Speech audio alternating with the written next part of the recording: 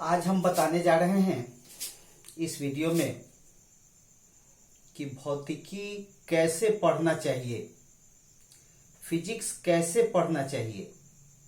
Physics पढ़ने के लिए हम लोग को सबसे पहले क्या पढ़ना चाहिए कि फिजिक्स खूब अच्छी तरह से समझ में आवे। तो फिजिक्स हमको खूब अच्छी तरह से समझ में आवे, इसके लिए दो चीज हमको पढ़ना है। एक पढ़ना है भौतिक राशियां। भौतिक राशियां भौतिकी पढ़ने के लिए हमको सबसे पहले क्या पढ़ना है, तो याद कीजिए, जब आप इंग्लिश पढ़ना शुरू किए थे बचपन में तो क्या पढ़े थे? अल्फाबेट्स पढ़े थे, ABCD पढ़े थे, कई लेटर्स मिल करके वर्ड बना था, कई वर्ड मिल करके सेंटेंस बना था। और आज के डेट में आप पूरा बुक इंग्लिश में पढ़ गए। लेकिन याद कीजिए, अगर ABCD नहीं पढ़े रहते तो आज का पूरा इंग्लिश का जो बुक है वह आप नहीं पढ़ पाते। उसी तरीके से जब आप मैथ पढ़ना शुरू किए थे तो क्या पढ़े थे? याद कीजिए, जब आप मैथ पढ़ना शुरू किए थे तो 1 2 3 4 5 6 पढ़े थे। ठीक है,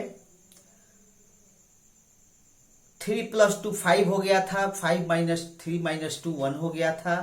और आज के डेट में आप पूरा मैथ बना रहे हैं, ट्रिगोनोमेट्री, अलजेब्रा, अर्थमेटिक, सब कुछ। लेकिन याद कीजिए, अगर आप 1 2 3 4 नहीं पढ़े रहते तो आप मैथमेटिक्स आज के डेट में नहीं बना पाते। उसी तरह से फिजिक्स पढ़ने के लिए भी कुछ क्वांटिटीज को, कुछ राशियों को पहले पढ़ना है। जिन राशियों को हम लोग पहले पढ़ते हैं उनको कहते हैं भौतिक राशियां। जिन क्वांटिटीज को, जिन राशियों को हम लोग को सबसे पहले पढ़ना है, उन क्वांटिटीज को, उन राशियों को हम लोग कहते हैं भौतिक राशियां। वैसी सभी राशियां जिनके द्वारा भौतिकी के नियमों को समझा जाता है अथवा व्यक्त किया जाता है, भौतिक राशियां कहलाती हैं। इन्हें प्रत्यक्ष रूप से या अप्रत्यक्ष रूप से मापा जा सकता है। कहने का मतलब यह है कि अगर आप भौतिक राशियां नहीं पढ़ेंगे तो आपको भौतिकी का नियम समझ में नहीं आएगा। ठीक है, इसलिए सबसे पहले हमको क्या पढ़ना है? भौतिक राशियां पढ़ना है। किस बात के लिए? भौतिकी के नियम को समझने के लिए। तो सबसे पहले डिफिनीशन देख लीजिए क्या है।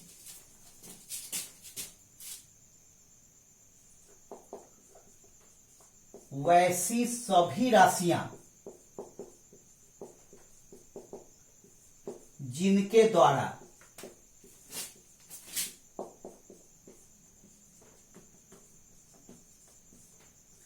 भौतिकी के नियमों को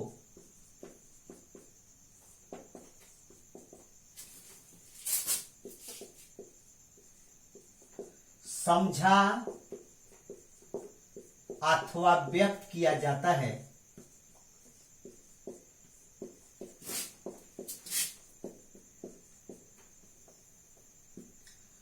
भौतिक राशियां कहलाती हैं। भौतिक राशियां कहलाती हैं। इन्हें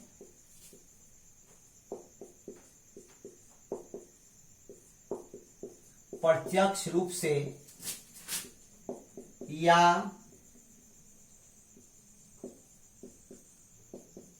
अप्रत्यक्ष रूप से मापा जाता है।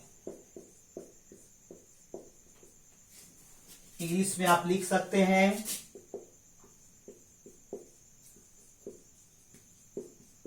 such quantities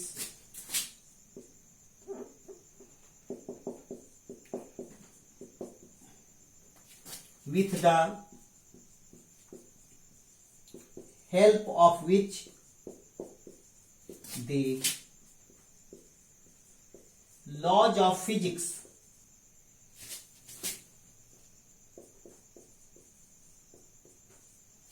can be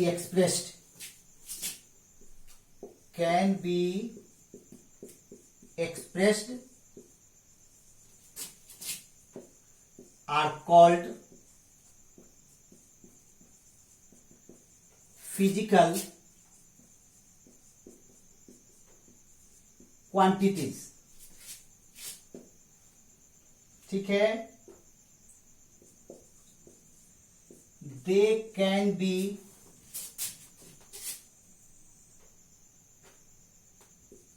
measured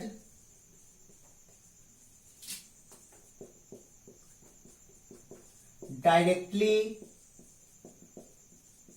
or indirectly. For example,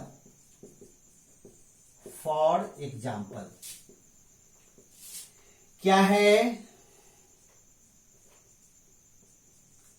द्रव्यमान, लंबाई,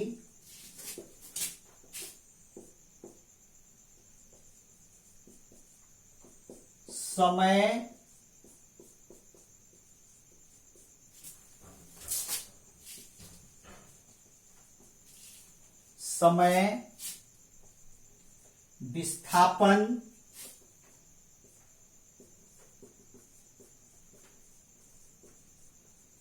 डिस्प्लेसमेंट, दूरी,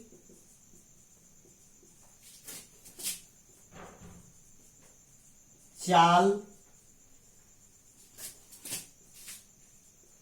वेग इत्यादि। कहना यह है कि पूरे भौतिकी में बहुत सारी भौतिक राशियां हैं, जिनमें से कुछ ये हैं, यानी भौतिकी की शुरुआत, भौतिकी के स्टार्टिंग, जहां से हम लोग भौतिकी पढ़े हैं, आप जहां से पढ़ना स्टार्ट किए हैं 7th 8th क्लास में, सबसे पहले आप इन्हीं क्वांटिटीज को पढ़े हैं, तब आगे बढ़े हैं।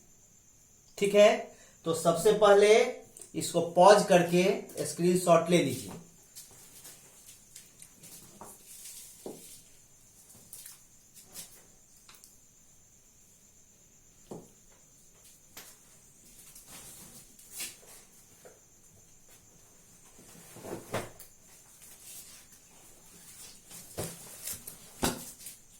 हो गया? चलिए अब देखिए, पहला क्वांटिटी है द्रव्यमान। फर्स्ट जो क्वांटिटी है, फर्स्ट जो फिजिकल क्वांटिटी है, पहली जो भौतिक राशि है जहां से हम लोग भौतिकी की शुरुआत करते हैं, फिजिक्स की शुरुआत करते हैं, स्टार्ट करते हैं भौतिकी पढ़ना, वह है द्रव्यमान।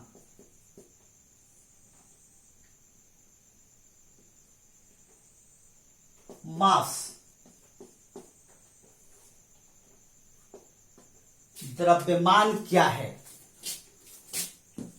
आपका जवाब यही होगा कि जिसको हम लोग ग्राम में या किलोग्राम में मापते हैं वही द्रव्यमान है।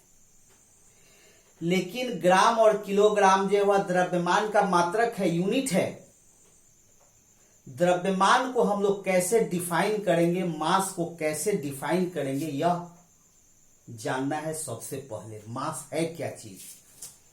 तो देखिए, मेरे हाथ में दो बुक है, ये एक पतली बुक है, ये एक मोटी बुक है। निश्चित रूप से मोटी बुक का द्रव्यमान अधिक है, पतली बुक का द्रव्यमान कम है। ऐसा क्यों है? तो ये दोनों बुक जो है, मोटी बुक और पतली बुक, दोनों एक ही पदार्थ से बने हैं। किस पदार्थ से? कागज से। जिस पदार्थ से ये दोनों बुक बने हैं, उस पदार्थ की माप इस मोटी बुक में अधिक है, इस पतली बुक में कम है। उस पदार्थ का क्वांटिटी, परिमाण, माप इस पतली बुक में कम है और मोटी बुक में अधिक है। यानी कागज का माप इसमें अधिक है, इसमें कम है, इसीलिए इसका द्रव्यमान कम है, इसका द्रव्यमान अधिक है। ठीक है, आपके घर में पलंग भी है, टेबल भी है, स्टूल भी है।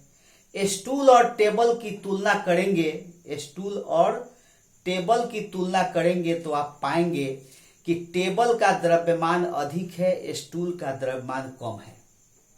ऐसा क्यों? ऐसा इसलिए कि जिस पदार्थ से ये दोनों वस्तु बने हैं, किस पदार्थ से, लकड़ी से, वह लकड़ी टेबल में अधिक है, स्टूल में कम है। अगर आप पलंग और टेबल की तुलना करेंगे तो पलंग का द्रव्यमान अधिक होगा, टेबल का द्रव्यमान कम होगा। ऐसा क्यों? ऐसा इसलिए कि दोनों लकड़ी से ही बने हैं, लेकिन वह लकड़ी पलंग में अधिक है, टेबल में कम है। इसका मतलब है कि टेबल का द्रव्यमान कम है। समझ में आ गई बात? तो किसी वस्तु में जितना पदार्थ उपस्थित है, जिस पदार्थ से वह वस्तु बना है, उस पदार्थ की माप को हम लोग उस वस्तु का द्रव्यमान कहते हैं। तो डिफिनीशन आप लिख सकते हैं, किसी वस्तु में उपस्थित पदार्थ के परिमाण यानी कि माप को उस वस्तु का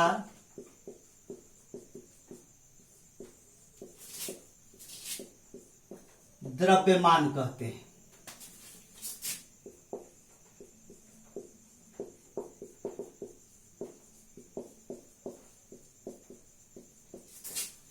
The quantity of substance contained in a body is called mass of that body। ठीक है, चलिए इसका पहले स्क्रीनशॉट ले लीजिए।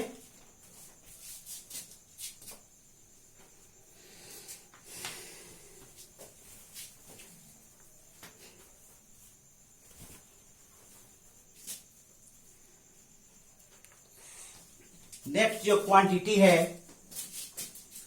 वह है लंबाई। तो लंबाई क्या है? लंबाई को बचपन से अभी तक सैकड़ों बार, हजारों बार आप लोग नाम सुन चुके हैं। क्या है लंबाई? नेक्स्ट है लंबाई।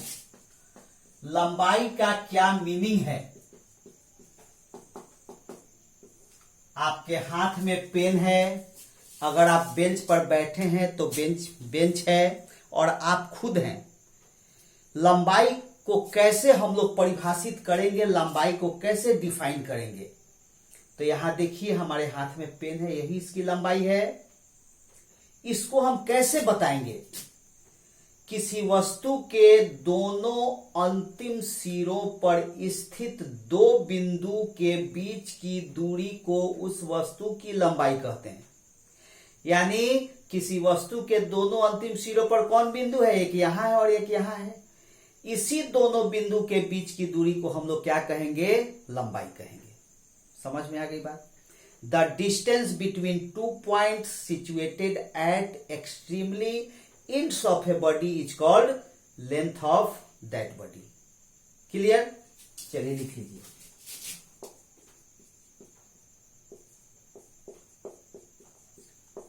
किसी वस्तु के दोनों अंतिम सिरों पर स्थित दो बिंदुओं के बीच की दूरी को उस वस्तु की लंबाई कहते हैं। The distance between 2 points situated at extremely ends of a body is called length of that body। चलिए इसका स्क्रीनशॉट ले लीजिए।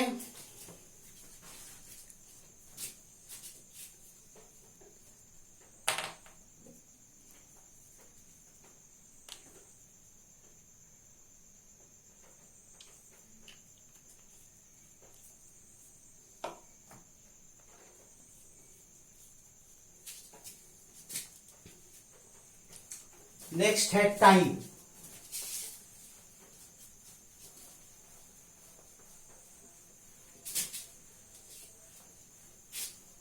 नेक्स्ट है टाइम, समय।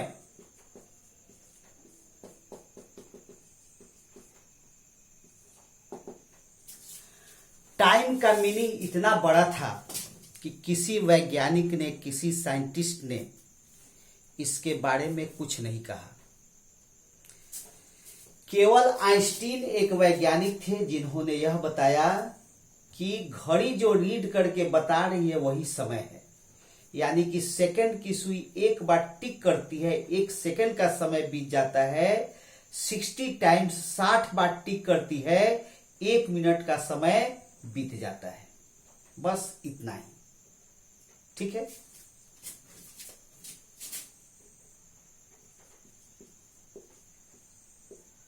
समय को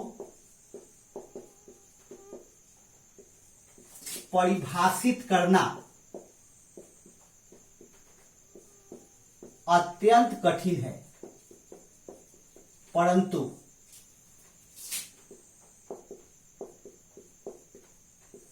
आइंस्टीन नामक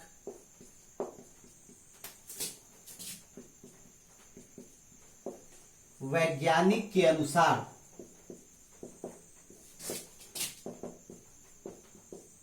घड़ी जो बता रही है वही समय है, वही समय है। It is very difficult to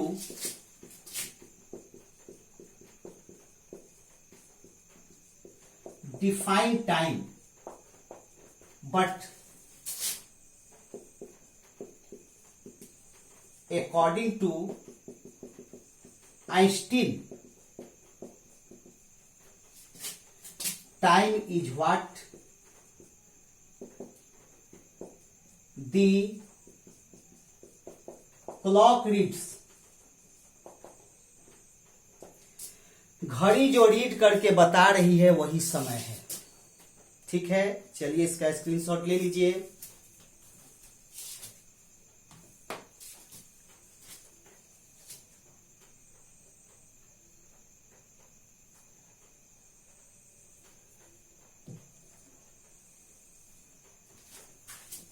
इसके बाद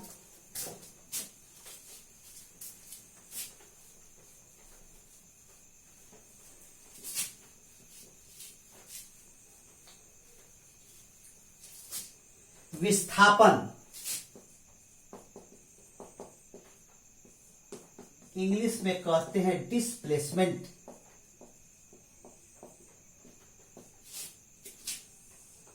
विस्थापन, डिस्प्लेसमेंट। डिस्प्लेसमेंट का मतलब है स्थान परिवर्तन। प्लेसमेंट बदल गया, स्थिति बदल गई। जैसे मान लीजिए ए से बी तक जाना है, आपको जाना है ए से बी तक। जाने के बहुत सारे रास्ते हैं। इस रास्ते आप गए, मान लीजिए आपको 500 मीटर चलना पड़ा, 500 मीटर। इस रास्ते आप गए, मान लीजिए आपको 300 मीटर चलना पड़ा, लेकिन डायरेक्शन को फिक्स करके, दिशा निश्चित करके चलते तो आपको केवल 200 मीटर ही चलना पड़ता। ये जो 200 मीटर की दूरी है यही कहलाएगा विस्थापन। किसी वस्तु के द्वारा निश्चित दिशा में तय की गई दूरी कहलाएगी विस्थापन। लेकिन सवाल यह है कि अगर इधर से रास्ता नहीं है और आप 500 मीटर दूरी चल के गए हैं, तब क्या होगा आपका विस्थापन? तो निश्चित रूप से प्रारंभिक स्थिति और अंतिम स्थिति के बीच के न्यूनतम दूरी को कहेंगे विस्थापन। The shortest distance between initial and final position is called displacement. तो डिस्प्लेसमेंट का दो डिफिनेशन हो गया। एक हो गया किसी वस्तु के द्वारा निश्चित दिशा में तय की गई दूरी, या उस वस्तु की प्रारंभिक स्थिति और अंतिम स्थिति के बीच की न्यूनतम दूरी। Distance travelled by a body in definite direction और minimum distance between initial and final position of the body is called displacement of that body. Clear? चलिए लिखिए।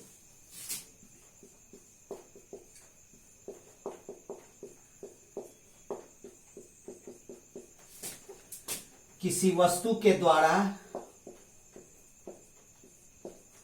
निश्चित दिशा में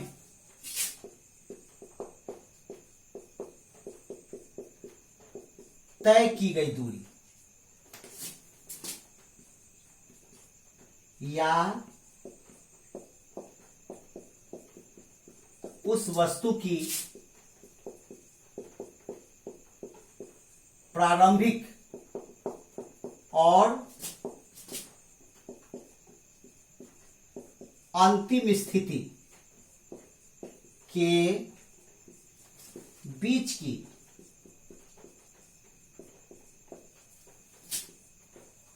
न्यूनतम दूरी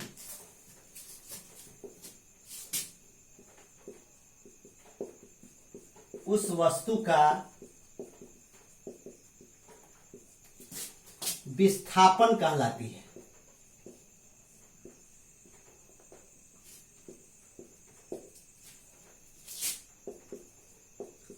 The distance traveled by a body in definite direction or minimum distance between या shortest distance between initial and final position of the body is called